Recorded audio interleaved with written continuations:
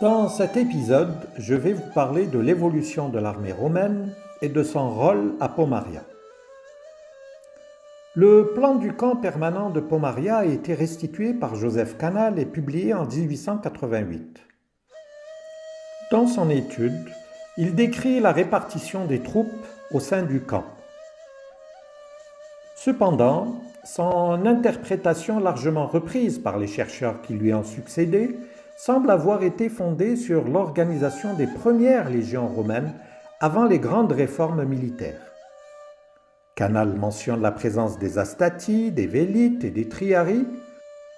Pourtant, au début du IIIe siècle de notre ère, ces unités n'existaient plus. Savez-vous pourquoi? En l'an 107 avant Jésus-Christ, le général et homme politique romain Gaius Marius a introduit des réformes qui ont profondément transformé les légions et professionnalisé l'armée romaine. Ces changements ont instauré un recrutement permanent et structuré basé sur des critères stricts tels que l'âge, la santé et les compétences. La discipline et la formation militaire ont été renforcées et les soldats servaient désormais à plein temps, ce qui leur permettait d'acquérir une expérience continue et d'être prêts au combat toute l'année. Les cohortes auxiliaires, appelées peregrini, regroupaient des troupes spécialisées dans diverses armes, arcs, lances, épées, ainsi qu'une cavalerie légère particulièrement efficace.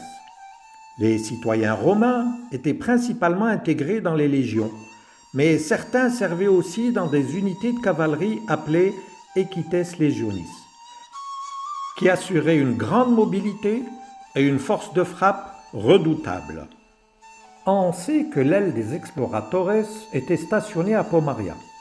Il s'agit d'une unité de reconnaissance chargée de surveiller les mouvements ennemis et d'anticiper les menaces. Cette organisation, fondée sur la complémentarité entre légionnaires et auxiliaires, garantissait une armée polyvalente et efficace.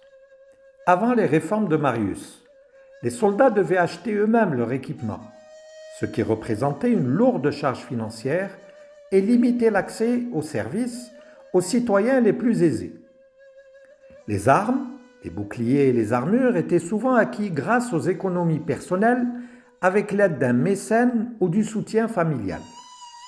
Grâce aux réformes, l'État romain a pris en charge l'équipement des soldats, rendant l'armée plus accessible et plus professionnelle.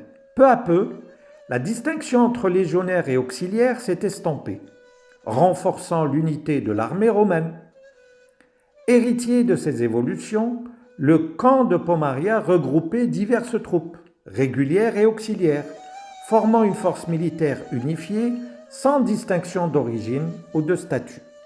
Cependant, après la chute de l'Empire romain en 476 de l'ère chrétienne, les infrastructures de Pomaria furent progressivement abandonnées. Au fil des siècles, elles devinrent une précieuse source de matériaux de construction réemployés par les civilisations successives. C'est ainsi que les pierres furent réutilisées pour construire la porte l'Aqba, aujourd'hui disparue, ainsi que les murs en ruine de la salle de prière de la grande mosquée d'Agadir et la base de son minaret. Nous nous arrêtons ici pour cet épisode. Dans le prochain, nous parlerons de la mosquée d'Agadir.